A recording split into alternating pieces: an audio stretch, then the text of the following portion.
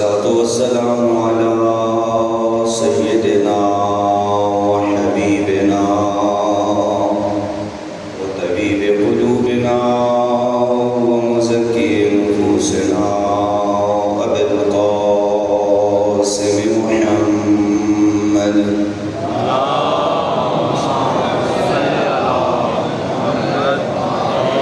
ثم الصلاة والسلام على أهل بيته الطيبين الطاهرين المعصومين الذين ذهب الله عنهم الرجس وطهرهم تطهيرا.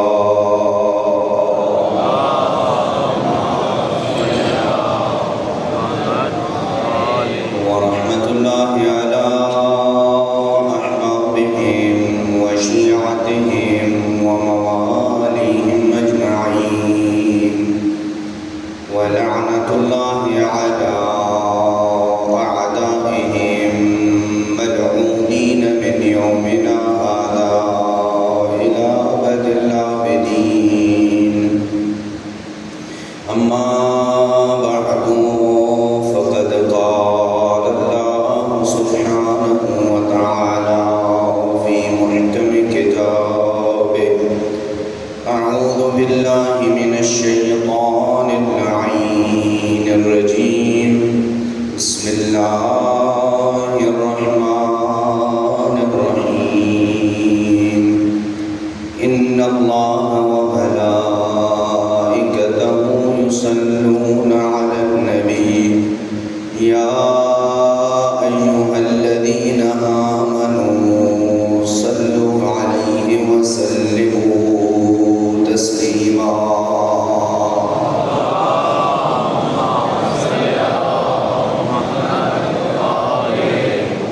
نعرہ تکبیر، نعرہ رسالت، نعرہ حیدری، حسینیت، یزیدیت، آواز بلند صلوات.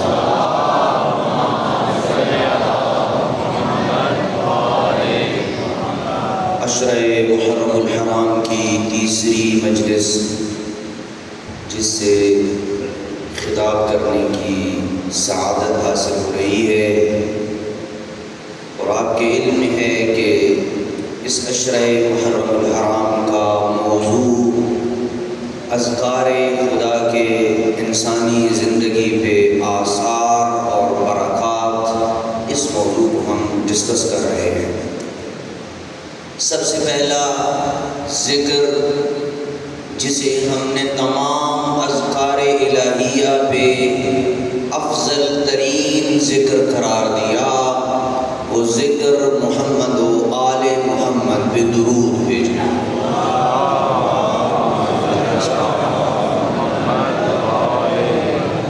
گزشتہ 2 مجالس کا 2 سطروں میں فقط خلاصہ کر کے آگے چل رہا ہوں.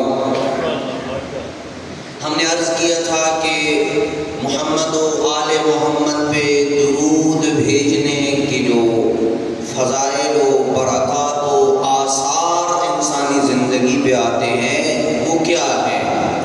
انسان کی دعائیں قبول ہوتی ہیں، حاجتیں قبول ہوتی ہیں، اور اگر کسی پیارے کو خواب میں دیکھنا ہو تو نماز عشاء کے بعد جو صلوات کا مخصوص عمل بتایا تھا وہ کرے تو وہ بھی حاجت پوری ہوگی. عالم برزخ میں سب سے زیادہ جو چیز انسان کے لیے مفید اور کارآمد ثابت ہوتی ہے وہ دنیا میں انسان کا محمد و آل محمد پہ درود بھیجنا ہے. یہ وہ چیزیں تھیں جو ہم نے ڈسکس کر دی. 5 یا 6 فوائد ہم نے ذکر کیے تھے، اور سلسلہ گفتگو اس نقطے تک پہنچا ہے کہ آل محمد پہ درود بھیجنے سے انسان کے رزق میں بھی اضافہ ہوتا ہے. آج کل کے مالی حالات اور اقتصادی مسائل کو دیکھتے ہوئے اس مسئلے کو چھیڑنا بھی مناسب ہے کہ آل محمد کے اوپر کوئی بندہ باقاعدگی کے ساتھ درود بھیجے تو اللہ سبحانہ و تعالیٰ اس کے مال و رزق میں وسیع اضافہ کر دیتا ہے۔ ایک صلوات بھیجیے محمد و اہل بیت محمد۔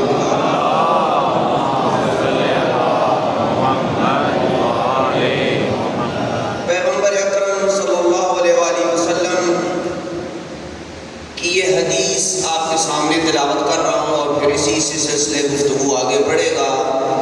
پیغمبر فرماتے ہیں من عسرت علیہ الحاجہ، جس بندے کی کوئی حاجت مشکل ہو، حاجت پوری نہیں ہو رہی ہے، طرح طرح سے اس نے کوششیں کر لی ہیں لیکن کسی طریقے سے اس کی حاجت پوری نہیں ہو رہی ہے، من عسرت علیہ الحاجہ فلیکثر بالصلاۃ علیہ، وہ مجھ پہ اور میری آل پہ کثرت سے درود بھیجے۔ یا رسول اللہ کیا فائدہ ہوگا آپ پہ اور آپ کی آل پہ درود بھیجنے سے اور کثرت سے درود بھیجنے سے کیا فائدہ ہوگا؟ فرمایا فإنہا تکشف الہموم والغموم، آل محمد پہ درود بھیجنے سے جو آپ کے غم ہیں، جو آپ کے دکھ ہیں وہ ختم ہو جائیں گے۔ وتکثر الارزاق وتقضى الحوائج، آپ کے رزق میں فراوانی ہو جائے گی اور حاجتیں پوری ہونا شروع ہو جائیں گی۔ اس مسئلے کو مزید روایات اہل بیت علیہ السلام کی روشنی میں لے کے چلتے ہیں۔ بندہ ناچیز نے جو روایات اہل بیت کا ایک سرسری مطالعہ کیا کہ اگر آپ چاہتے ہیں کہ آپ کے رزق میں اضافہ ہو تو صلوات کے علاوہ بھی کوئی اور بہت سارے امور ہیں جن کو انجام دینے سے انسان کے رزق میں اور مال و دولت میں اضافہ ہوتا ہے۔ فقط ایک چیز کو ذکر کروں گا اور پھر سلسلے گفتگو کو واپس لے کے صلوات کی طرف آؤں گا۔ ایک چیز اور جو انسان کے رزق میں اضافہ کرتی ہے وہ کیا ہے؟ صدقہ دینا، باقاعدگی کے ساتھ صدقہ دینا، یہ انسان کے رزق میں اضافہ کرتا ہے۔ امیر المومنین صلوات اللہ وسلامہ علیہ ناج البلاغہ میں ارشاد فرماتے ہیں اذا املکتم فتاجروا اللہ بالصدقہ، اگر فقر و فاقہ تمہارا گھیرا کر لیں اور تمہیں اپنی حصار میں لے لیں تو تم صدقہ دے کے اللہ سے تجارت کر لو۔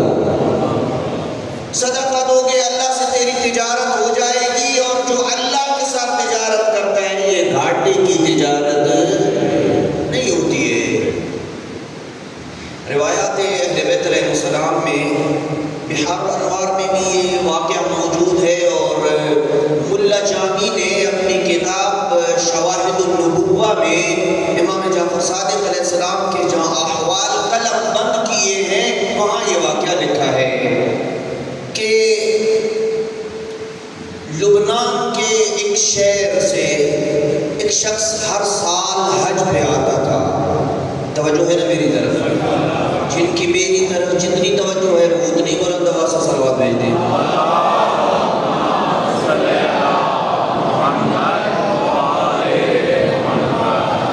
ہر سال حج پہ آتا تھا اور مہمان ٹھہرتا تھا صادق عالم محمد۔ کتنا خوش نصیب تھا اس وقت، کوئی ہوٹل موٹل تو ہوتے نہیں تھے۔ حج سے فارغ ہونے کے بعد مدینہ آتا تھا، کیونکہ روایات کہتی ہیں من تمام الحج زیارت النبی، حج کا تمام اور کمال نبی اور اس کے آل کی زیارت ہے۔ من حج ولم یزر نبی فقد جفاہ، جس نے حج کیا اور نبی اور اس کے آل کی زیارت نہیں کی اس نے نبی اور اس کی آل پہ جفا کیا ہے، ظلم کیا ہے۔ زیارت کو آیا کریں، جایا کریں، جن کو اللہ نے استطاعت دی ہے۔ مدینہ کے سادات ویسے بھی مظلوم ہیں، جایا کریں ان کی قبروں کی زیارت کے لیے۔ یہ بندہ بھی حج کے بعد ہر سال صادق آل محمد کی خدمت میں حاضر ہوا کرتا تھا، اور وہاں امام کے گھر میں 2-3 دن مہمان رکتا تھا۔ یہ صدقے کی بات کر رہا ہوں، اس کو ذہن میں لے کے چلنا ہے۔ ایک سال جو حج کے بعد فارغ ہو کے امام کی خدمت میں آیا تو کہا مولا 10,000 درہم آپ کی خدمت میں پیش کر رہا ہوں، مدینہ میں ہمارے لیے کوئی گزارے کا گھر تلاش کر لے، جب ہم حج سے واپس آئے تو اپنے اس گھر میں رکیں، آپ کے لیے باعث زحمت نہ بنے۔ توجہ ہے جب تھوڑا ساتھ بولتے رہیں گے تاکہ پتہ چلتا رہے کہ گفتگو پہنچ رہی ہے۔ امام علیہ السلام نے اس کے 10,000 درہم لے لیے، یہ چلا گیا۔ اگلے سال پھر اللہ سبحانہ و تعالیٰ نے حج کی توفیق بخشی۔ یہ توفیق ہوتی ہے ہر سال حج پہ جس کو اللہ نے پیسہ دیا ہوا ہے، استطاعت دی ہوئی ہے، وہ ہر سال حج کے اوپر جائے، کیونکہ روایات میں ملتا ہے کہ من حج 4 حجات لم يصبه ضغطة القبر، جو بندہ 4 حج کرتا ہے عذاب قبر اس کے قریب بھی نہیں آ سکتا۔ 4 حج جو کرتا ہے قبر اس کو اپنی گرفت میں نہیں لیتی ہے۔ اگلے سال پھر حج پہ آیا، حج سے فارغ ہو کے صادق آل محمد کی خدمت میں آیا، کہا مولا میں نے پچھلے سال آپ کو ایک ایڈوانس پیمنٹ دی تھی۔ یہ بعض لوگ پھر مجھے کہتے ہیں کہ یہ ایڈوانس کا لفظ کدھر ہے روایت میں؟ یہ کچھ لفظ میری طرف سے ہوتے ہیں آپ کو سمجھانے کے لیے۔ ایڈوانس پیمنٹ دی تھی ایک گھر لینے کی، تو گھر ہمارا آپ نے لے لیا ہوگا، یقیناً اس کی چابیاں ہمیں دے دیں تاکہ میں اپنے گھر منتقل ہو جاؤں۔ امام علیہ السلام مسکرائے اور کہا ہاں تو نے ایڈوانس پیمنٹ دی تھی اور ہم نے تیری اس پیمنٹ سے تیرا گھر لے بھی لیا ہے، لیکن اس جگہ نہیں لیا ہے، جنت میں خرید لیا ہے۔ اللہ اکبر۔ اس نے جب یہ سنا تو خوشی سے اس کی آنکھوں سے آنسو برسے کہ 10,000 درہم کے بدلے میں جنت میں گھر مل جائے۔ آج کل تو ملک صاحب 10,000 میں اگر آپ کو پلاٹ نہیں دیتے ہیں جی، 10,000 میں ایک گھر، اور وہ بھی جنت میں۔ خوشی سے اس کی آنکھوں سے آنسو آئے اور کہا کہ مولا 10,000 کے بدلے میں میرا گھر جنت میں۔ ابھی آپ کو کوئی بندہ کہے نا کہ میں نے آپ کا گھر لے لیا ہے اسلام آباد بیریا ٹاؤن میں اور فلاں جگہ پہ آپ کا گھر لے لیا ہے DHA میں، آپ مجھ سے پوچھیں گے کہ مولانا اس کی لوکیشن کہاں ہے؟ تو بندہ یہ بھی بڑا سیانہ تھا، اس نے کہا اے فرزند رسول میرا گھر جو آپ نے جنت میں لیا ہے ذرا اس کی لوکیشن تو بتائیں، میرا جنت میں گھر کہاں ہے؟ 7 آسمان ہے، اللہ کی اتنی بڑی جنت ہے، کہاں آپ نے میرا گھر خریدا ہے؟ سنیے گا صادق آل محمد نے جو گولڈن لوکیشن اس کے گھر کی بتائی ہے، اس سے پیاری لوکیشن ہو نہیں سکتی۔ فرمایا اما حد الاول فبیت رسول اللہ، تیرے گھر کی پہلی دیوار ختمی مرتبت کے گھر کی دیوار کے ساتھ لگتی ہے۔ تیرے گھر کی پہلی دیوار ختمی مرتبت کے گھر کی دیوار کے ساتھ لگتی ہے۔ اما حد الثانی فبیت علی ابن ابی طالب، تیرے گھر کی دوسری دیوار علی ابن ابی طالب کے گھر کی دیوار کے ساتھ لگتی ہے۔ اما حد الثالث فبیت الحسن، اما حد الثالث فبیت علی حسین، تیرے گھر کی تیسری اور چوتھی دیوار حسن حسین کی دیواروں کے ساتھ لگتی ہے۔ بس مجھے کہنے دیجئے کہ جنت میں جو محلے بنی ہاشم ہے وہاں اس کے عین سینٹر میں اس کا گھر خریدا۔ بندے نے دیر سے سن کے گریا پلا رویا، خوشی کے آنسو نکلے۔ سیانہ بڑا تھا، سمجھدار تھا، کہا یا رسول اللہ یہ جہاں پہ آپ نے میرا گھر خریدا ہے یہ تو نو گو ایریا ہے، وہاں مجھے کون جانے دے گا؟ جہاں رسول کا گھر ہے، جہاں علی کا گھر ہے، جہاں حسن حسین کا گھر ہے، مجھ جیسے عام بندے کو اس درمیان میں کہاں کوئی بندہ جانے دے گا؟ اور میں بے شک ان کو کہتا رہوں کہ مجھے صادق آل محمد نے گھر دیا ہے، کوئی تحریر تو لکھ کے دینا، میں جب جاؤں گا تو وہ پاس دکھاؤں گا، اپنے گھر کی سند دکھاؤں گا تو مجھے اس جگہ پہ داخلہ ملے گا۔ صادق آل محمد نے کہا قلم بھی لے کے آؤ، کاغذ بھی لے کے آؤ، ایک تحریر لکھی اور کہا اس کو پڑھنا نہیں ہے اور بند کر دینا ہے، اور وصیت کر کے جاؤ کہ جب تو دنیا سے رخصت ہو تو تیری اولاد یہی تحریر کفن میں تیرے ساتھ دفن کر دے، میں صادق آل محمد جانوں تیرا جنت میں گھر جانے۔ وقت گزرا، اللہ نے اس کو جتنی زندگی بیتی ہوئی تھی، اس نے گزاری، موت کا وقت قریب آیا، اس کی اولاد نے وصیت پہ عمل کرتے ہوئے، بس میں نے ختم کر دیا قصہ واقعہ، اس کی اولاد نے وہی تحریر کفن میں اس کے ساتھ دفن کر دی۔ آپ بھی اپنے مرحومین کو، اللہ آپ کے مرحومین کو جنت الفردوس میں جگہ نصیب فرمائے، شفاعت جناب سید نصیب فرمائے۔ جب ان کو دفن کرتے ہیں تو دوسرے یا تیسرے دن قبر پہ جاتے ہیں ان کی زیارت کے لیے اور فاتحہ پڑھتے ہیں، قربانی کرتے ہیں۔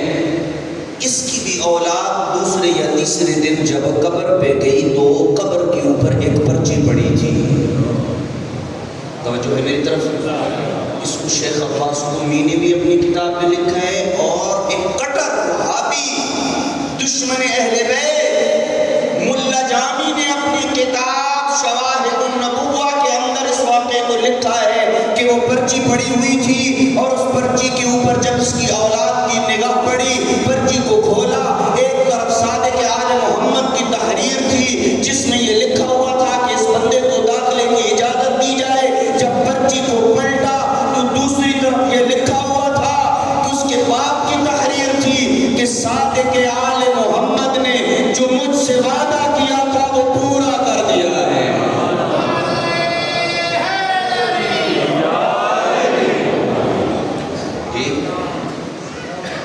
اب یہ تو سارا آپ نے سن لیا، یہ سارا قصہ واقعہ جو آپ نے مجھ سے سنا ہے، ایسی ہی یہ بیٹھا ہے مجلس امام صادق میں اور سن رہا ہے وہاں سے، کہا بولا ساری بات میں مانتا ہوں لیکن وہ 10,000 درہم کدھر گئے؟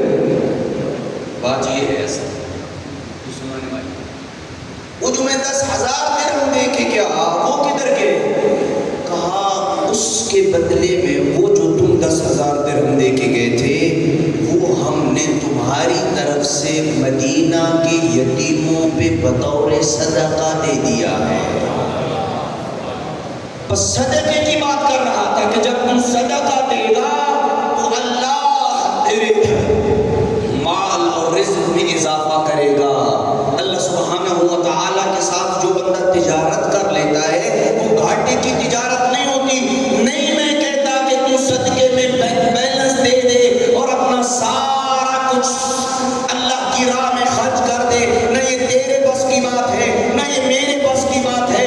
اگر سب کچھ لٹانا کسی کے بس کی بات ہے تو وہ آل محمد کے گھرانے کی بات ہے، وہ اپنا سارا کچھ اللہ کی راہ میں لٹا دیتے ہیں، اولاد بھی لٹا دیتے ہیں، مال بھی لٹا دیتے ہیں، ہزار ہزار غلام آزاد کر کے خرید کے اپنی ذاتی کمائی سے اللہ کی راہ میں جو خرچ کر دے اور اس کو لٹا دے، یہ اہل بیت کا گھرانہ ہے۔ امام زین العابدین علیہ السلام اپنے خادموں کو حکم دیا کرتے تھے کہ رات کے وقت درختوں سے کھجوریں نہیں اتارنی، یہ طر امتیاز ہے اہل بیت کا۔ کیوں؟ رات کو کھجور اتارو گے غریبوں کو پتہ نہیں چلے گا زین العابدین کے درختوں سے کھجوریں اتر رہی ہیں۔ دن کے وقت کھجوریں اتارا کرو، غریب جمع ہوں گے، زین العابدین ان نازل ہونے والی کھجوروں سے دوسروں کو صدقہ دے گا۔ اہل بیت علیہ السلام کا یہ در امتیاز ہے۔ رات کے اندھیرے میں نے پڑھا ہے مدینہ کے 200 سے 300 گھروں کی کفالت امام زین العابدین کیا کرتے تھے۔ 200 یا 300 گھروں کی کفالت امام کیا کرتے تھے۔ اور جب امام علیہ السلام کی رحلت ہوئی اور امام محمد باقر علیہ السلام نے غسل دیا تو راوی نے پوچھا کہ مولا یہ پشت پہ آپ کے داغ کیا ہے آپ کے بابا کے؟ کہا یہ ان بوریوں کے داغ ہیں جو میرے بابا رات کو اٹھا کے غریبوں کے گھروں میں پہنچایا کرتے تھے۔ اب یہ ایک دفعہ بوری اٹھائیں نہ 2 دفعہ اٹھائیں 10 دفعہ اٹھائیں داغ نہیں بنتا ہے۔ اس کا مطلب ہے کہ زندگی بھر یہ کام کرتے رہے ہیں تب جا کے وہ داغ بنا ہے، تبھی تو اس کو زین العابدین کہا جاتا ہے۔ یہ عبادت گزاروں کی زینت ہے، سجدہ گزاروں کی زینت ہے۔ یہ سجدہ گزاروں کی بزم میں آ جائے تو سید الساجدین بن جاتا ہے، یہ عبادت گزاروں کی محفل میں آ جائے تو زین العابدین بن جاتا ہے۔ امام سجاد علیہ السلام کوئی در امتیاز ہے، رات کو نقاب اوڑھ کے لوگوں کے گھروں میں صدقات پہنچاتے ہیں، خیرات پہنچاتے ہیں۔ اور جب 25 محرم کو امام علیہ السلام کی شہادت ہوئی اور لوگوں کے گھروں میں یہ راشن پانی کا سلسلہ ختم ہوا، تب اس وقت پتہ چلا یہ جو ہمارے گھروں پہ راشن پانی پہنچانے والا تھا یہ کون تھا؟ بس صدقہ دیں، تھوڑا دیں، باقاعدگی کے ساتھ دیں، شرم نہ کریں اللہ کی راہ میں تھوڑا دینے سے۔ وہ آپ نے مشہور واقعہ بی بی شتیتا کا سنا ہے نا، نیشابور میں ایک بی بی دفن ہے، شتیتا ایک مشہور عمل بھی ہے اس بی بی کی طرف منسوب ہے کہ جس کی اولاد نہ ہو رہی ہو، اگر وہ یہ منت مانے کہ اللہ نے مجھے اولاد اگر دی تو میں بی بی شتیتا کی قبر کے پاس بیٹھ کے قرآن مجید ختم کروں گا، اس بی بی کی برکت سے اللہ اس کو اولاد عطا کرتا ہے۔ اس بی بی کی طرف منسوب ایک واقعہ ہے، اس کو میں بیان کرتا ہوں، صلوات بھیجیں۔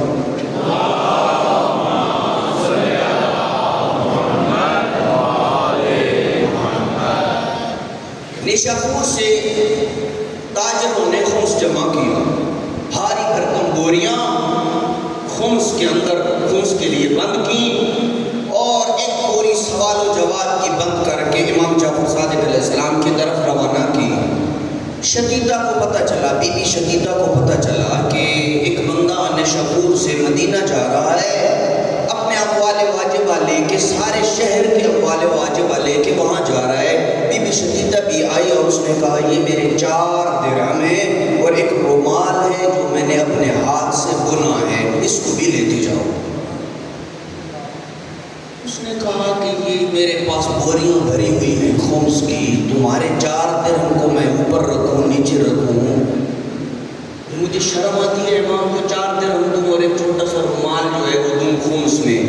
اس نے کہا ان اللہ لا یستحی من الحق شیئا، اللہ جب حق سے شرم نہیں کرتا ہے تو وہ کیوں کرتا ہے شرم سے؟ شرم کرتا ہے لیتے ہوئے۔ جب میرا بنتا ہے اتنا ہے تو میں زیادہ کہاں سے لاؤں؟ یہ میرا خمس بنتا ہے۔ اس نے خمس لے لیا اور بوریوں کے نیچے نیچے رکھا کہ پہلے امام کو بڑی اماؤنٹ دوں گا، 10 لاکھ 20 لاکھ 30 لاکھ بڑی اماؤنٹ دوں گا، آخر میں یہ 4 درہم دوں گا۔ اس نے سمجھا تھا شاید خمس لینے والے کوئی مولانا ناصر عباس ہوں گے جو پہلے بھاری بھرکم رقم لیں گے اور بعد میں چھوٹی رقم لیں گے۔ چلا گیا، جب مسجد النبی میں پہنچا تو صادق آل محمد کی وفات شہادت ہو چکی تھی۔ حیرانی اور پریشانی کی عالم میں تھا کہ کیا کرے، اب کیسے پہنچانے کی حجت خدا کون ہے؟ روضہ رسول میں بیٹھا ہے اور گریہ کر رہا ہے کہ اتنے اموال واجبہ میرے پاس ہیں، لوگوں کے سوال و جواب میرے پاس ہیں، کیسے مجھے پتہ چلے کہ امام کے پاس حجت خدا کون سا ہے؟ رو رہا ہے، پریشانی کے عالم میں ہے۔ اسی عالم میں ایک جوان پیچھے سے آیا، اس نے اس کے کندھے پہ ہاتھ رکھا اور کہا اٹھ، حجت خدا تجھے بلا رہی ہے۔ یہ اٹھا اپنی بوریوں کو سمیٹتے ہوئے اور جا کے امام موسیٰ بن جعفر کی خدمت میں آیا، ابھی کچھ بولا نہیں تھا، امام علیہ السلام نے کہا سوال و جواب کی بوریاں کھول، ہر سوال کے نیچے موسیٰ بن جعفر نے جواب بھی لکھ دیا ہے اور اپنی خط میں امامت کی شرط بھی لگا دی ہے، کھول کے چیک کرتا چلا۔ اس نے اتفاق سے بوری کھولی، دیکھا ایک پیپر ہے، اس کے اوپر سوال بھی لکھا ہوا ہے، نیچے جواب بھی لکھا ہوا ہے اور امام کی اسٹیمپ بھی لگی ہوئی ہے۔ پتہ چل گیا کہ یہی حجت خدا ہے۔ اب جب بوریوں کی طرف بڑھا نا کہ جس میں بھاری بھرکم خمس تھا، کہا مولا آپ کے لیے خمس لے کے آیا ہوں۔ امام علیہ السلام نے کہا بھاری بھرکم کو سیڈ پہ ڈال دے، شتیتا کے 4 درہم اور رومال پہلے مجھے دے دے۔ اللہ اکبر، 4 درہم اور رومال مجھے دے دے۔ حیران و پریشان ہو گیا یہ بندہ کہ یہ کیا ماجرا ہے۔ وہ آگے بڑھا، 4 درہم نکالے نیچے سے اور رومال ہاتھ سے بنا ہوا نکال کے امام کی خدمت میں دیا۔ امام علیہ السلام نے اپنے خادم کو حکم دیا جاؤ میرا حجرہ کھولو، اس کے اندر ایک صندوق ہوگا، اس صندوق کو کھولنا، اس صندوق کے اندر میری سگی بہن نے، توجہ ہے یا نہیں، میری سگی بہن نے اپنے ہاتھ سے میرے لیے کفن تیار کیا ہے، اس سے ایک پیس کاٹ کے لے آؤ اور جا کے میرے پاس پاس لے آؤ. وہ 20 آیا اور کہا جا کے شقیقہ کو یہ دینا اور اسے کہنا کہ یہ اپنے کفن کے ساتھ رکھ لے، میں جانوں تیری قبر جانے. قبر کا پیس، کفن کا ایک پیس دیا اور پھر اپنے جیب سے 40 درہم نکالے. امام علیہ السلام نے 40 درہم نکالے. کہا کہنا کہ 16 درہم سروات ہے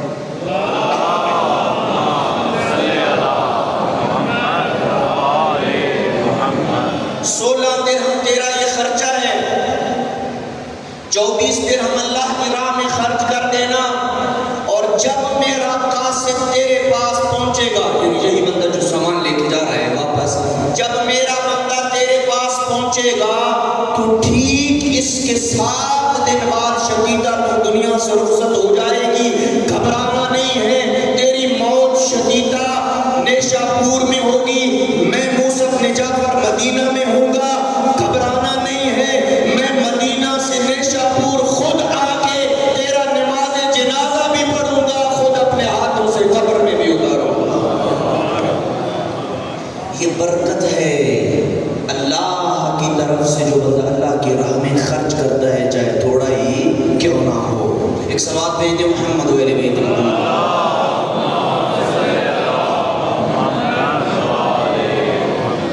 تو بس محمد و آل محمد پہ درود بھیجنے کے آثار و برکات میں سے ایک برکت کیا ہے؟ غم دور ہوتے ہیں، دکھ دور ہوتے ہیں، رزق میں اضافہ ہوتا ہے اور حاجتیں پوری ہوتی ہیں. محمد و اگلا فائدہ، محمد و آل محمد پہ یہ آج درود کی آخری مجلس ہے. کل انشاءاللہ تسبیح ہے جناب سیدہ جو بھی سب اذکار میں سے بہترین ذکر ہے، اس کے اوپر گفتگو کریں گے. آج درود کی آخری مجلس ہے. محمد و آل محمد پہ درود کے نتیجے میں اللہ اس بندے کے لیے ایک نور خلق کرتا ہے. جب آپ محمد و آل محمد پہ درود بھیجتے ہیں، اللہ آپ کے لیے ایک نور خلق کرتا ہے. پیغمبر فرماتے ہیں من صلی علی مرتن، جو بندہ میرے اوپر ایک درود بھیجتا ہے. اب یہ روایات میں یہ کہا گیا ہے نا میرے اوپر، اس سے مراد یہ نہیں ہے کہ فقط آپ صلو علی النبی کہیں. یہ ہم پہلے بتا چکے ہیں کہ صلاۃ البقرہ نہیں پڑھنی ہے، تو مریدہ صلوات نہیں پڑھنی ہے. جہاں بھی نبی پہ صلوات بھیجیں گے، آل پہ بھی صلوات بھیجیں گے، اس کا فائدہ یہ ہوگا کہ آسمان اور زمین کے درمیان، تیری اور آسمان کے درمیان، دعا کے درمیان جو حجاب ہے وہ پھٹ جاتا ہے جب آل محمد پہ درود آ جاتا ہے، اور تیری دعا سیدھی عرش الہی پہ جا کے لگتی ہے. فرمایا جو بندہ مجھ پہ اور میری آل پہ درود بھیجتا ہے، خلق اللہ تعالی یوم القیامت علی راسہ نورا، اللہ سبحانہ و تعالی اس کے سر پہ ایک نور کو پیدا کرتا ہے.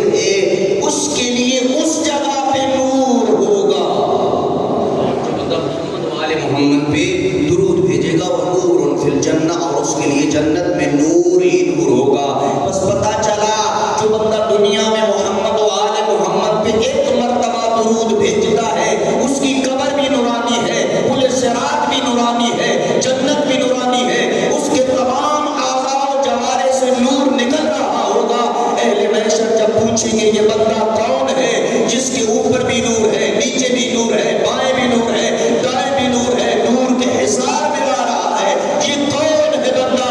آواز قدرت آئی، یہ وہ ہے جس نے دنیا میں میرے حبیب اور اس کی آل پہ ایک بار درود بھیجا تھا۔ ایک صلوات بھیجے محمد و آل بیت۔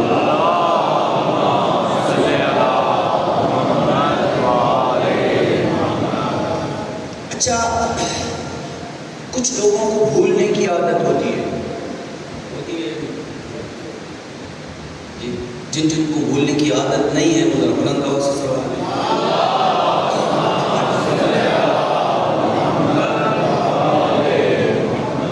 اور جن کو بھولنے کی عادت ہے اپنی اس عادت سے چھٹکارے کے لیے ایک صلوات بھیج دیں۔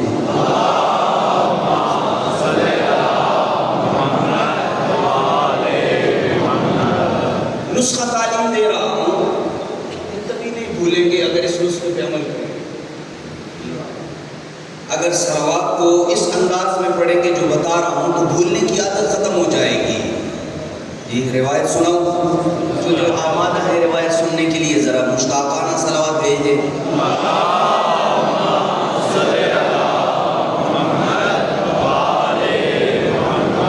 امام حسن مجتبیٰ کریم اہل بیت کا ذکر بھی ہونا چاہیے۔ امام حسن مجتبیٰ کی خدمت میں ایک سائل آیا، اس نے پوچھا کہ یا ابن رسول اللہ، مجھے بھولنے کی عادت ہے، کبھی کچھ چیزیں یاد ہو جاتی ہیں اور کبھی کچھ چیزیں بھول جاتا ہوں، تو کوئی ایسا نسخہ تعلیم دے کہ جس سے میں بھولنے والی عادت سے چھٹکارا پا جاؤں۔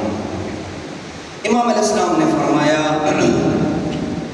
ان قلب الرجل فی حق، توجہ کیجیے گا، حق ہے حلوے والی ہے اور دو نقطہ قاف، حق یہ ایک برتن کو کہا جاتا ہے، کہا ایک لکڑی سے بنایا ہوا ایک برتن ہوتا ہے جس کو عربی زبان میں حق کہا جاتا ہے۔ کہا ان قلب الرجل فی حق، کہا ہر انسان کا دل گویا کہ ایک برتن میں ہے، وَعَلَى الْحُقِّ طَبَقٌ، اور اس برتن کے اوپر ایک ڈھکن ہے۔ یہ تشبیہ دے رہے ہیں امام، یہ کوئی ادھر نہیں ہے کہ اس کے اندر کوئی جو ہے ایک برتن فٹ ہے لکڑی کا، یہ امام علیہ السلام فقط ہمیں سمجھانے کے لیے کہہ رہے ہیں کہ یہ جو باڈی ہے ہماری گویا ایک برتن ہے اور اس کے اندر ایک دل ہے۔ یہ کہنا چاہ رہے ہیں امام علیہ السلام کہ ایک برتن کے اندر ایک دل ہے اور وہ دل کے اوپر ایک ڈھکن ہے۔ ان قلب الرجل فی حق، ہر بندے کا دل ایک برتن میں ہے، وعلی الحق طبق، اور اس برتن کے اوپر ایک ڈھکن ہے۔ فإن صلى الرجل عند ذلك على محمد وآل محمد صلاة تامة انكشف ذلك الطبق عن ذلك الحق فأضاء القلب وذكر الرجل ما كان نسيه۔ جب کوئی بندہ محمد و آل محمد کے اوپر درود تام بھیجتا ہے، مکمل درود بھیجتا ہے، یعنی صلاۃ بطرا نہیں ہوتی ہے، تم بریدہ صلوات نہیں ہوتی ہے، مکمل صلوات بھیجتا ہے، اس صلوات کے نتیجے میں اس کا دل روشن ہو جاتا ہے، اس روشنی کے نتیجے میں وہ ڈھکن ہٹ جاتا ہے، بھولی ہوئی چیز یاد آ جاتی ہے۔ جو کہ اصل بات جو ہوتی ہے وہ تو دل میں ہوتی ہے نا، جو بات آپ کے دل میں ہوتی ہے اسی کو آپ بھولتے ہیں۔ وہ جب ڈھکن ہٹ جاتا ہے صلوات کے نتیجے میں تو آپ کو بات یاد آ جاتی ہے۔ وَإِنْ هُوَ لَمْ يُصَلِّ عَلَى مُحَمَّدٍ وَآلِ مُحَمَّدٍ، اگر وہ محمد و آل محمد کے اوپر صلوات نہیں بھیجتا، او نقص من الصلاۃ، یا فقط صلو علی النبی کہا ہے، پوری صلوات نہیں بھیجی ہے، انطبق ذلك الطبق علی الحق، وہ ڈھکن اس برتن کے اوپر مضبوطی سے جم جاتا ہے، فَأَعْلَمَ الْقَلْبِ، جس سے دل اور تاریک اور اندھیرے میں چلا جاتا ہے، نسی الرجل ما كان ذکرہ، جس کو وہ جانتا تھا اسے بھی بھول جاتا ہے۔ سمجھ آتی ہے نہیں بات؟ بس اگر اپنے دلوں سے اس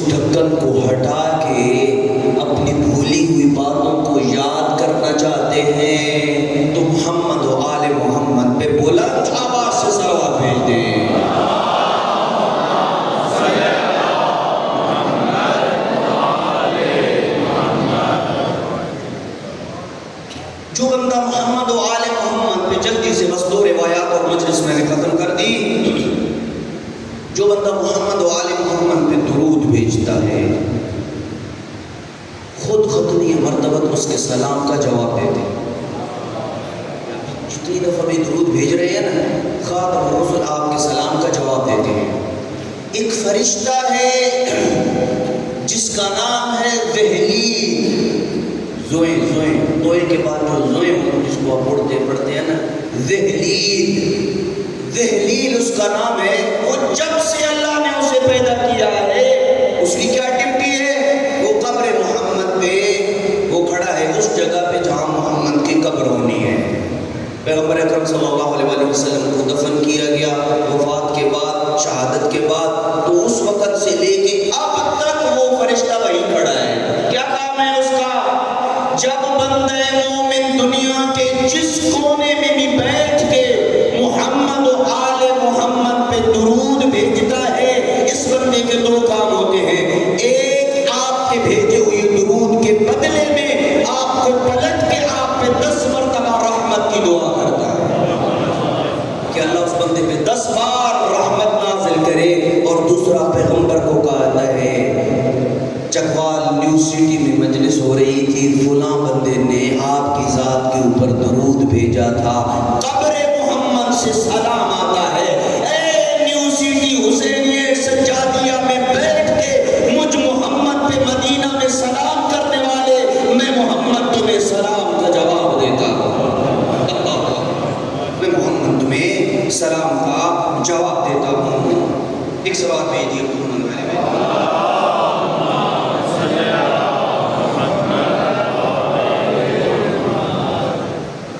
محمد آخری روایت اور ختم کر دی میں نے گفتگو۔ محمد و آل محمد پہ درود بھیجنے کا جو ثواب ہم نے بیان کیا ہے، یہی ثواب ہے یا اس ثواب کو کاؤنٹ کیا جا سکتا ہے؟ کیا خیال ہے آپ کا؟ کتنے ٹن میں آپ کو ثواب ملتا ہے؟ کنٹینر آپ نے بھر لیے ہوں گے ان 3 دنوں میں مجالس میں صلوات پڑھ کے۔ ایران اور عراق میں ایک ٹرینڈ ہے کہ جب فضیلت سنائی جاتی ہے نا اہل بیت علیہ السلام کی، تو وہ آگے سے ان کے ہاں تو نعرہ نہیں ہے نا، وہ خوش ہوتے ہیں۔ ہمارا اپنا ایک کلچر ہے، جب فضیلت پڑھتے ہیں تو ہم نعرہ لگا کے امیر المومنین کی ولایت اور ان کی محبت کا اظہار کرتے ہیں، اور ہونا چاہیے علی کے نام سے شیطان بھاگتا ہے، ہونا چاہیے۔ لیکن وہاں کا کلچر مختلف ہے۔ جب کوئی آپ فضیلت پڑھیں گے نا اہل بیت علیہ السلام کی، وہ ان کے ہاں نعرہ نہیں ہے یا علی، وہ کہتے ہیں اللہم صلی علی محمد و آل محمد، وہ صلوات بھیجتے ہیں۔ بہت اچھا کلچر ہے یہ بھی، ہمارا کلچر بھی بہت اچھا ہے، ان کا بھی کلچر، ہر ایک قوم کے اپنے طرز ہوتی ہے۔ تو یہ جو صلوات آپ بار بار 3 دنوں میں پتہ نہیں کتنی صلواتیں آپ کو میں نے پڑھوائی ہیں، اس کا کوئی اجر لمٹ ہے یا آپ لمٹ کراس کر چکے ہیں کہ بس بھائی اب اس سے زیادہ آپ کو کوئی ثواب نہیں ملے گا؟ لمٹ ہے یا پڑھتے جاؤ اور ثواب کا ایک پائپ لگا ہوا ہے کہ جو ادھر چکوات میں برس رہا ہے؟ جی بس ایک آخری روایت کہ ثواب کی لمٹ ہے یا نہیں، ثواب کو گنا جا سکتا ہے یا نہیں؟ بہت ہی پیاری روایت جو میں نے مکہ میں اپنے حجاج کو سنائی تھی، وہ آپ کی خدمت میں سنانے لگا۔ ایک صلوات بھیج دیں محمد علیہ۔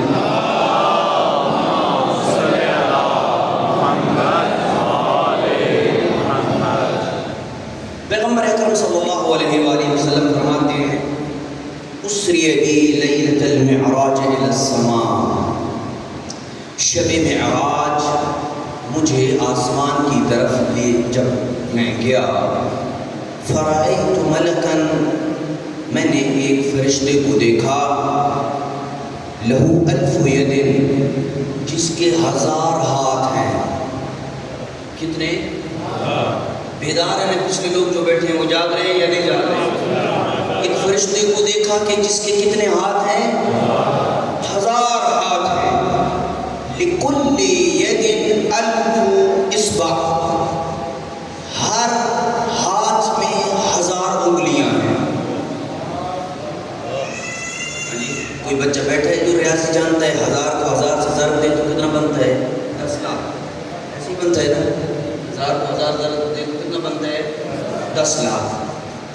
ایک ہاتھ میں کتنی انگلیاں ہو گئی؟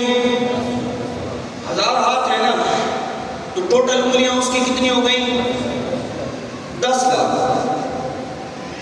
وَهُوَ يَحْسِبُ وَيُعِدُّ بِتِلْكَ الْأَصَابِعِ، وہ اپنی ان انگلیوں سے، کمپیوٹر سے بھی تیز وہ گنتا ہے، ہر چیز کو وہ کاؤنٹ کر لیتا ہے۔ اللہ کا اکاؤنٹڈ ہے، اللہ کے ہاں وہ اکاؤنٹڈ کی جاب گویا کرتا ہے، اکاؤنٹڈ ہے۔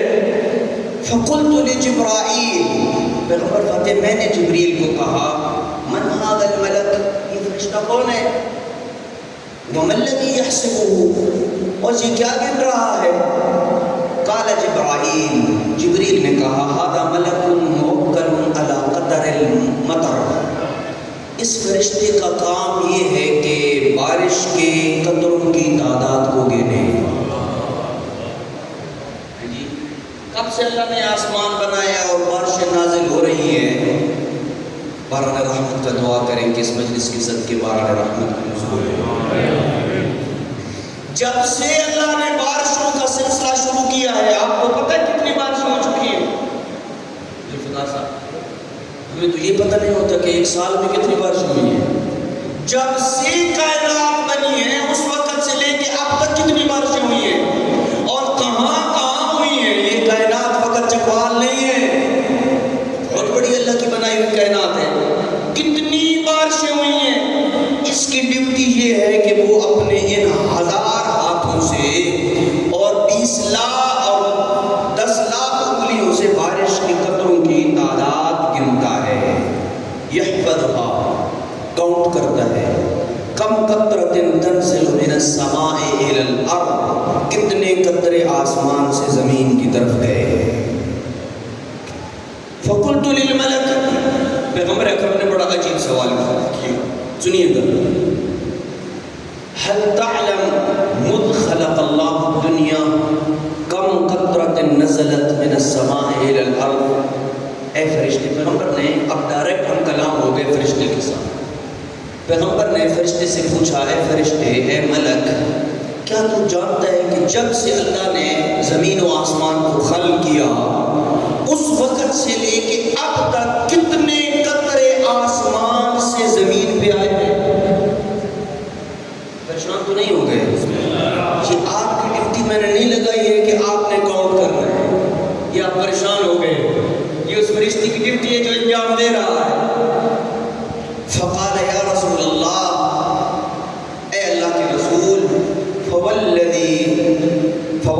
الذی بعثک بالحق الی خلقہ، اس ذات کی قسم جس نے تجھے حق کے ساتھ مخلوق کی طرف نبی بنا کے بھیجا، اس ذات کی قسم اٹھا کے کہتا ہوں، انی اعلم کم قطرۃ نزلت من السماء الی الارض، اعلم تفصیلا، خدا کی قسم میں ان تمام قطروں کی تفصیلات کو جانتا ہوں کہ جب سے اللہ نے زمین و آسمان کو خلق کیا ہے، آسمان سے زمین کی طرف آنے والے تمام قطروں کی تفصیلات کو جانتا ہوں، فقط تعداد کو نہیں جانتا۔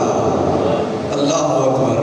ہاں، اب آپ اندازہ لگائیں نا، یہیں پہ رک کے میں یہ بات کہنا چلوں، جب ایک فرشتے کا علم اتنا ہے تو جن کے صدقے میں فرشتے خلق ہوئے ہیں ان کا علم کتنا ہوگا؟ اللہ اکبر، ان کا علم کتنا ہوگا؟ پھر اللہ کا علم کتنا ہوگا جو آل محمد کا بھی خالق ہے، کتنا علم ہوگا؟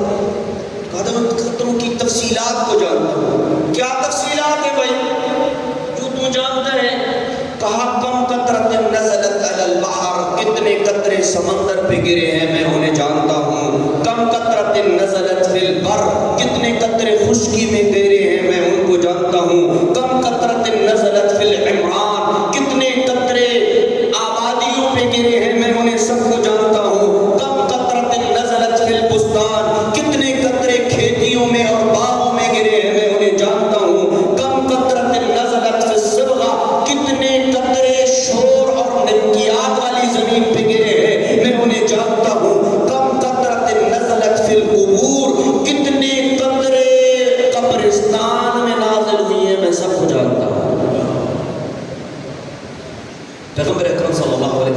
وسلم نے فرمایا فتعجبت من حفظه وتذکره حسابه، مجھے تعجب ہوا کہ اس بندے کا حساب و کتاب کتنا باریک بین ہے کہ یہ ہر چیز کو ایکوریٹ جانتا ہے کہ فلاں اتنے قطرے ہیں، فلاں جگہ پہ اتنے ہیں، چکوال میں اتنے قطرے گرے، تلگم میں اتنے گرے، اٹک میں اتنے گرے، ہاں، اور پھر ساری تفصیل کو یہ بتا جانتا ہے۔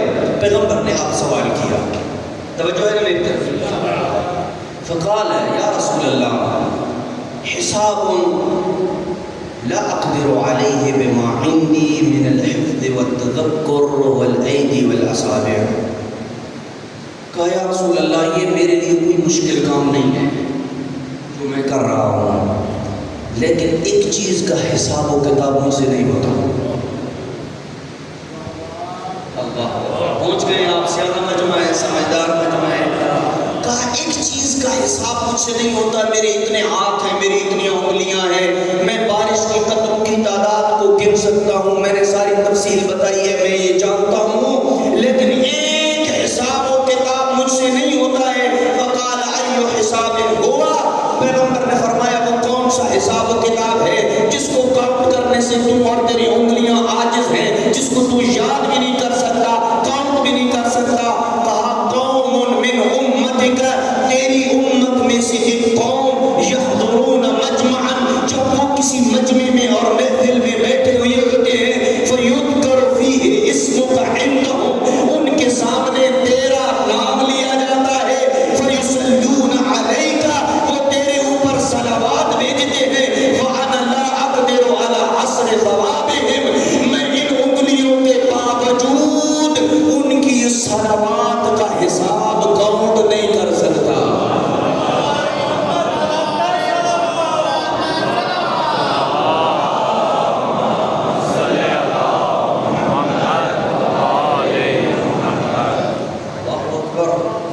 پتہ چلا ہے آپ کو کہ جس موضوع کو ہم نے چھیڑا تھا وہ کتنا مہم موضوع ہے کہ اس کو اپنی زندگی کا وتیرہ بنا لے۔ صبح بھی محمد و آل محمد پہ درود، شام کو بھی آل محمد پہ درود، تیرے گھر میں تمام مشکلیں ختم ہو جائیں گی، تیرے گھر میں تمام آفتیں ختم ہو جائیں گی، تیرے رزق میں بھی فراوانی ہو جائے گی، غموں اور دکھوں سے چھٹکارا ہو جائے گا، اور رزق میں اضافہ ہو جائے گا، اور نیکیاں ہی نیکیاں سمیٹتا ہوا دنیا سے چلا جائے گا۔ ایک صلوات بھیج دو محمد میں۔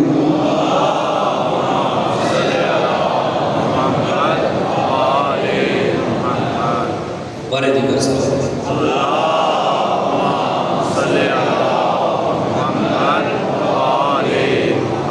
بس عزیزان آج کی یہ گفتگو جو ہم نے، اگرچہ صلوات پہ ابھی بہت کچھ ہے کہنے کو، ایک پورا اشرہ پڑھا جا سکتا ہے، لیکن میں یہیں پہ رک رہا ہوں، اور کل انشاءاللہ جناب سیدہ کی تسبیح کے متعلق ہم عرض کریں گے، چونکہ وہ بھی ایک ذکر ہے اور تمام اذکار میں اس کی بھی ایک نمایاں خصوصیت ہے، اس کے اوپر بھی بہت کم پڑتا ہے، بہت کم ہی ایسے نمازی ہوں گے جو نماز کے بعد جناب سیدہ کی تسبیح نہیں پڑھتے، ہر بندہ پڑھتا ہے، لیکن اسے پتہ ہونا چاہیے کہ کس خزانے کو تم پڑھ رہا ہے۔ ہاں، جب کوئی عبادت معرفت کے ساتھ انجام دی جاتی ہے تو پھر اس کا لطف دوبالا ہو جاتا ہے۔ جی یہی جناب سیدہ جن کی تسبیح کے متعلق ہم عرض کریں گے،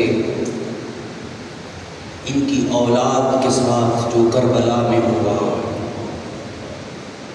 مدینہ چھوڑا، مدینہ سے مکہ آئے، مکہ سے مدینہ آئے، کربلا میں شہادتیں پیش کی، پھر کوفہ و شام کے بازاروں کے دردناک مصائب کو دیکھا، یہ مصائب اور دکھ جو اہل بیت علیہ السلام نے جھیلے ہیں، دوستو بزرگوں، ان کا پڑھنا آسان ہوتا ہے، سننا بھی آسان ہوتا ہے، چند لمحوں کے لیے ہم گریہ کر کے چلے جاتے ہیں، لیکن اہل بیت عصمت و طہارت ساری زندگی روتے رہے ہیں ان دکھوں کو یاد کر کے۔ امام جعفر صادق فرماتے ہیں 5 ہستیاں کائنات میں ایسی ہیں جنہوں نے سب سے زیادہ گریہ کیا ہے۔ ایک حضرت آدم جنہوں نے جنت کی فراق میں سب سے زیادہ گریہ کیا۔ جب حضرت آدم جنت سے نکلے تو جنت کے فراق میں روایات میں ہے 40 سال تک گریہ کرتے ہیں، بہت زیادہ روئے۔ ایک یعقوب ہے جو اپنے بیٹے جناب یوسف کے غم میں بہت زیادہ روئے، اور ایک حضرت یوسف ہیں جو خود اپنے باپ کے فراق میں روئے، خود یوسف بھی روئے۔ ایسا نہیں ہے کہ قرآن میں تو فقط یعقوب کا کہا گیا نا وَابْيَضَّتْ عَيْنَاهُ مِنَ الْحُزْنِ، اتنا روئے یعقوب یوسف کے فراق میں، آنکھیں سفید ہو گئی تھی رو رو کے۔ نوح نبی بہت روئے، اور چوتھی شخصیت جو سب سے زیادہ وہ روئی وہ پیغمبر کی اکلوتی بیٹی حضرت فاطمہ الزہرا سلام اللہ علیہ، جو بابا کی وفات کے بعد عمر تو 18 سال تھی۔ میں اس بیوی کے مسائل کل پڑھوں گا۔ عمر تو 18 سال تھی، لیکن حالت یہ تھی کہ سر پہ موت کی پٹی تھی، عصا کا سہارا لے کے چلتی تھی، اور ایک ہاتھ پہلو پہ رکھتی تھی، اور رو رو کے یہ جملے کہا کرتی تھی صبت علی مصائب لو انہا صبت علی الایام سرنا لیالیا۔ بابا تیرے بعد جو تیری امت نے میرے اوپر مصائب ڈھائے ہیں نا، اگر یہ پہاڑوں پہ آتے پہاڑ ریزہ ریزہ ہو جاتے، دنوں پہ آتے دن سیاہ راتوں میں تبدیل ہو جاتے۔ اجرکم اللہ، غم شدید کے علاوہ کوئی اور غم نہ ہو، کسی اور غم میں گریہ نہ کرو۔ اور پانچویں اور آخری شخصیت جس کے چند جملے مسائل کے پڑھنے ہیں، وہ آپ کا اور میرا امام بیمار کربلا حضرت امام زین العابدین ہے، سید سجاد ہے۔ بابا کی شہادت کے 35 یا 40 سال روتے رہے۔ کہنا آسان ہے، آپ 10 محرم امام حسین پہ گریہ کرتے ہیں، یا جب بھی محرم آتا ہے تب گریہ کرتے ہیں، لیکن 35 یا 40 سال جب بھی غلام کھانا لے کے آتا، پانی لے کے آتا، سید سجاد کا گریہ بڑھتا، کہتے کیف اشرب وابی قتل عطشانا، سجاد کیسے پانی پیے، اور جس کا بابا بہتے دریا کے کنارے 3 دن کا پیاسا ذبح ہو گیا، کیف آکلو، سجاد کیسے لذیذ کھانے کھائے، اور جس کا بابا بھوکا مارا گیا، میں کیسے کھانے کھاؤں اور پانی پیوں۔ ہمیشہ سید سجاد نے بڑے دکھ دیکھے حضرت مظلوم کربلا، لیکن ایک مصیبت سید سجاد کو 35 سال رلاتی رہی ہے، اور وہ ہے بابا کی پیاس۔ جوان بیٹا ہو نا، اس کے سامنے باپ پانی مانگتا ہوا دنیا سے رخصت ہو جائے، حضرت مظلوم کربلا بیٹے کو بڑی حسرت ہوتی ہے، میرے پاس دنیا کی سب کچھ چیزیں تھی، میں 2 قطرے نہ پلا سکا، ہائے سید سجاد، وہ تیری آنکھوں کے سامنے شمر تیرا سر میں چلاتا رہا، غریب کربلا پانی کے 2 قطرے اور 2 گھونٹ مانگتا رہا۔ اجرکم اللہ، بازار میں آتے دیکھتا غلام کسائی حیوان کو ذبح کر رہا ہے، قریب آ جاتے اور کہتے اے حیوان کو ذبح کرنے والے، کیا تمہیں پتہ ہے کہ حیوان کو ذبح کرنے کے کیا آداب ہے؟ کہا ہاں مجھے پتہ ہے، تیرے نانا کی شریعت کا مسئلہ میں جانتا ہوں۔ جب حیوان کو ذبح کیا جاتا ہے پہلے اسے پانی پیش کیا جاتا ہے، پانی کا نام آیا، رخ کربلا کی طرف پھیرا، آیا میرے مظلوم بابا، تیری امت میں حیوانوں کو پانی کے بغیر نہیں ذبح کیا جاتا، تیری کوئی عجیب قسمت تھی، وہ تجھے بہتے دریا کے کنارے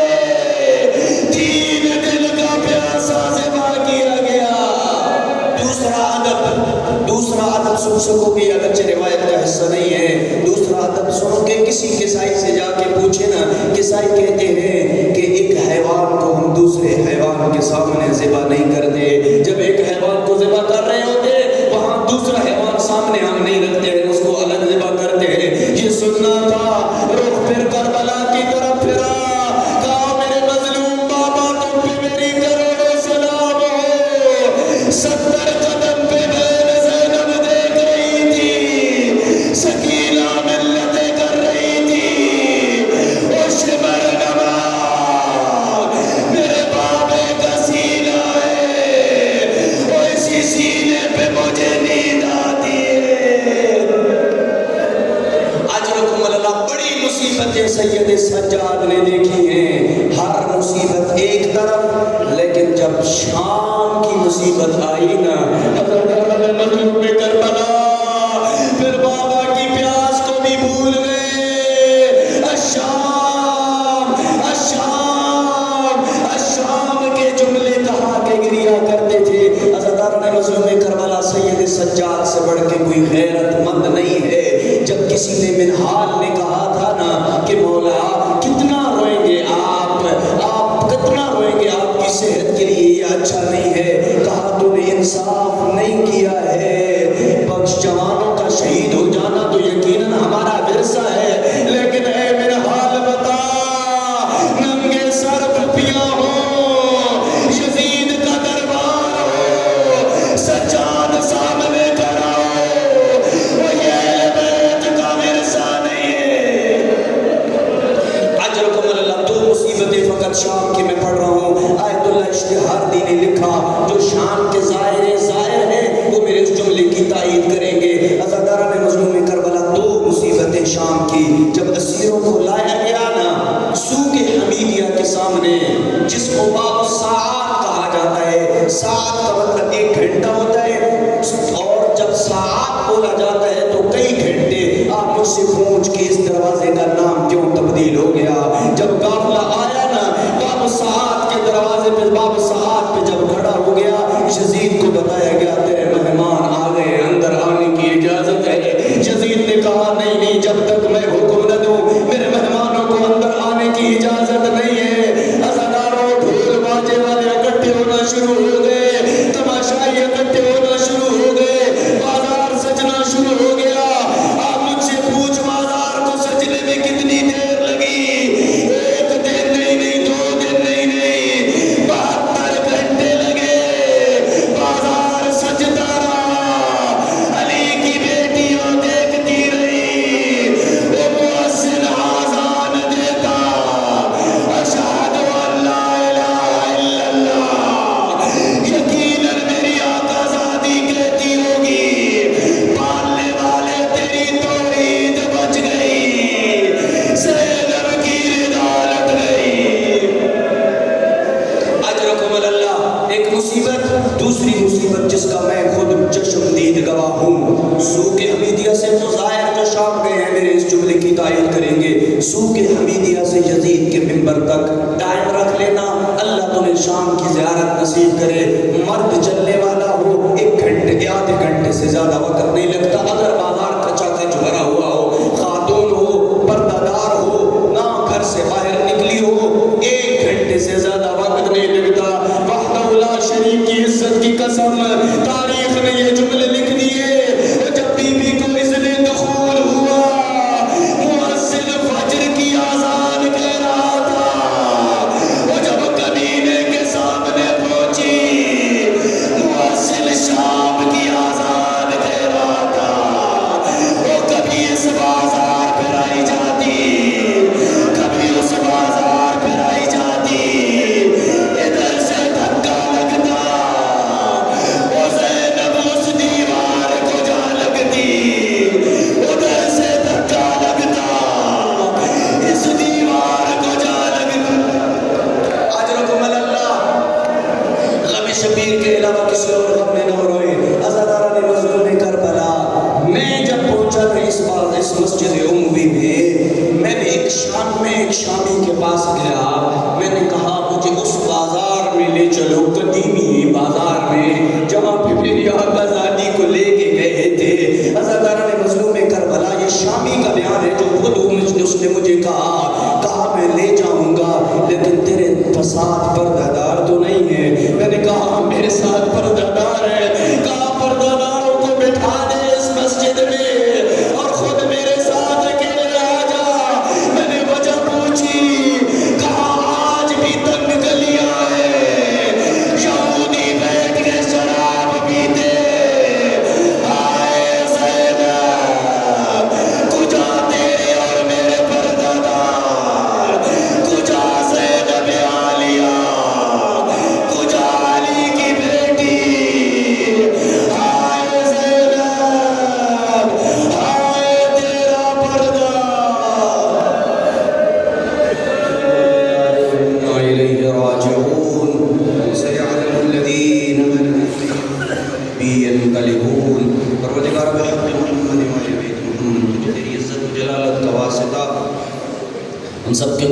معاف فرما، والدین کے گناہ معاف فرما، پروردگارہ ہماری اس عبادت کو قبول فرما، جو بھی اولاد ہیں ان کو اولاد نرینہ عنایت فرما، جن کو عطا کی ہیں ان والدین کے حق میں نیک اور صالح فرما، جو بیمار ہیں انہیں شفا یابی نصیب فرما، جو مقروض ہیں ان کے قرضوں کو ادا فرما، پریشان حال مومنین کی پریشانیوں کو دور فرما، ہم سب کے مرحومین کو شفاعت جناب سیدہ نصیب فرما، پروردگار تجھ تیری عزت و جلالت کا واسطہ عزاداری سید شہداء کی حفاظت فرما، ہمارے ماتموں کی، ہمارے جلوسوں کی، ہماری شبیہوں کی سب کی حفاظت فرما، عزاداری کے دشمنوں کو نست و نابود فرما، ان کے پاکستان میں امن و امان کا نفاذ فرما، ہماری سرحدوں کی حفاظت فرما، پروردگار آپ مراج اعدام کا سایہ ہمارے سروں پہ قائم و دائم فرما، مراکز علمیہ کی حفاظت فرما، پرچم اسلام کو سر بلند فرما، پرچم کفر کو سر نگوں فرما، پروردگار تجھے تیری عزت و جلالت کا واسطہ آج کی اس مجلس میں جن جن مومنین نے حصہ ڈالا ہے، ملک غلام قمر صاحب، ذوالفقار حیدر صاحب، ملک فدا صاحب اور ان کے خانوادے کے لیے، ملک قمر صاحب، ذوالفقار حیدر کے مرحومین کے لیے، ملک محمد خان مرحوم، ملک محمد اقبال، غلام اصغر، غلام اکبر مرحوم، ریشم بی بی، رئیسہ